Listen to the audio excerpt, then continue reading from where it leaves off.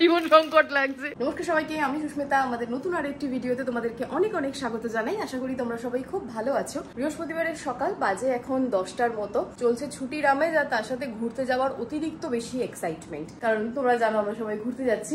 মোটামুটি 90% লাগেজ গোছানো কমপ্লিট হয়ে গেছে, 10%-এর মতো বাকি আছে। ওই হয় না লাস্ট মিনিট যেগুলো টুকটাক।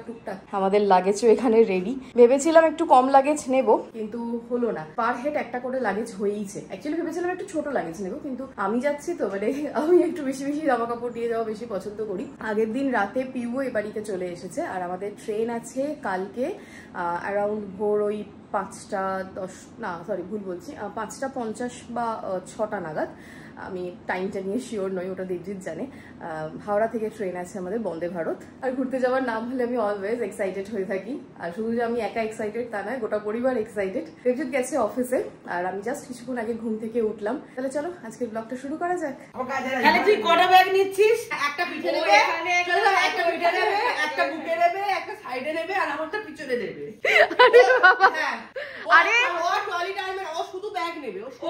আরে আমি ট্রলি টেনে নিতে পারি, কিন্তু ওই বন্দে ভারত তো তুলতে পারবো না, আমি ট্রলি নামাতেও পারবো না, ওর জন্য দাদাকে লাগবে।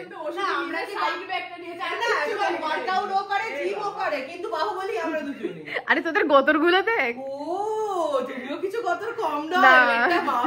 বাবা বলিস না ওয়েটের কথা।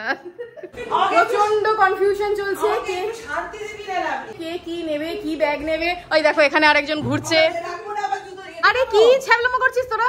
ব্রেকফাস্ট করে রেডি হয়ে নিয়েছি, যাচ্ছি এখন ব্যাংকে। বাবা যা রোদ, এমনিতেই ঘামছি। যাবো এখন ব্যাংকে, তারপর যাব পার্লারে, কারণ ঘুরতে যাওয়ার আগে একটু আইব্রো বাগেরা সেট তো করাতেই হবে। আমি সেই করিয়েছিলাম আগের মাসে। আমরা 4 জনেই যাচ্ছি। আমি আর লাভলি যাবো স্কুটিতে, আর মা আর পিউ যাবে টোটোতে। ওই বেরোচ্ছে মাওবাদী। ব্যাংকের কাজ কমপ্লিট হলো, এসেছি সনদদার। এত রোদ বাইরে, পুরো ঘেমে চান করে গেছি। ব্যাংকের কাজ করে, পার্লারের কাজ করে বাড়ি এলাম। এত রোদ বাইরে, মনে হচ্ছে যেন এবার স্ট্রোক হয়ে যাবে। মানে এই রোদের মধ্যে যেসব মানুষগুলো রাস্তায় দাঁড়িয়ে কাজ করে, তাদের যে কি কষ্ট, মানে আমরা ইমাজিনও করতে পারবো না।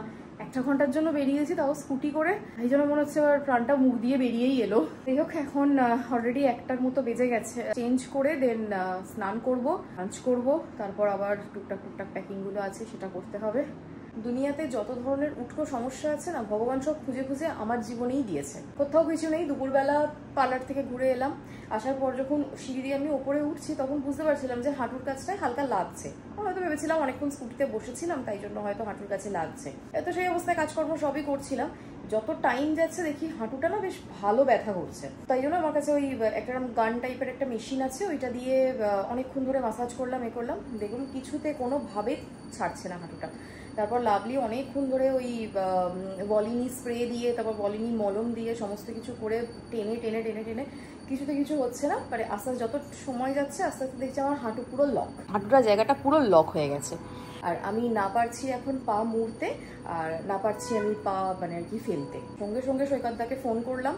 সৈকতদা বললো তুমি একটু দাঁড়াও, আমি আসছি। কারণ সৈকতদা অলরেডি এখন পেশেন্টের সাথে রয়েছিলাম, হুট করে তো বললে আসাও যায় না। তাও সৈকতদা বললো ঠিক আছে আমি একটু আসছি, এসে দেখছি। ট্রিপে যাওয়ার আগে কি অবস্থা, আমার জাস্ট ভালো লাগছে না, এত বিরক্ত লাগছে। দুপুর থেকে এতক্ষণ ধরে হাঁটু সেবা করলাম। তো দেবজিৎ এইমাত্র অফিস থেকে এলো, দেখ হাঁটু লক। সৈকতদা আছে চাবি। যাওয়ার আর মাত্র বাকি আছে কয়েক ঘন্টা, এখনো পার্সেল খুঁজছিস? আমাকে বললে হাত লাগাবি না, যাচ্ছিস তো অনেক হাইটে, সেখানে গিয়ে দমের কষ্ট হয়। অক্সিজেন সিলিন্ডার, দুটো অক্সিজেন সিলিন্ডার অর্ডার করেছিলাম। তাকে মাস্কও আছে, ঠিক আছে সব দেখি। বাবা এইসব দেখে কেমন যেন একটা লাভলি জীবন সংকট লাগছে। মুখের মধ্যে মাস্কটা পরে নিবি, আর ফুসফুস করে অক্সিজেন নিয়ে নিবি। সৈকতদা এসে কাপ থেরাপি, নিডল থেরাপি করে দিয়ে গেল। আগের থেকে এখন হাঁটুটা অনেকটা রিলিজ হয়েছে। এখন আমি ঠিকঠাক হাঁটতেও পারছি, কিন্তু হাঁটু মুড়তে পারছি না, মুড়লে বেশ লাগছে। আর আমাদের ডিনারও কমপ্লিট হয়ে গেছে, বেজে গেছে 10:30। ভোর 3টে আমাদের বেরোনো, গাড়ি আসবে। তার উপর একটা লোচা হয়েছে এই আমাদের গলির সামনেটায়, প্যান্ডেল করেছে। এখান দিয়ে অত বড় গাড়ি ঢুকবে কিনা জানি না, টাটা সুমো বুক করেছি। চলো আজকের ব্লগটা এখানেই শেষ করছি। যদি ভালো লেগে থাকে তো প্লিজ একটা লাইক করে দিও, সবার সাথে শেয়ারও করো, আর আমাকে কমেন্ট করে জানিও তোমাদের ভিডিওগুলো কেমন লাগছে। আজকের মতো টাটা, দেখা হবে আবার অন্য কোনো ভিডিওতে। Good night.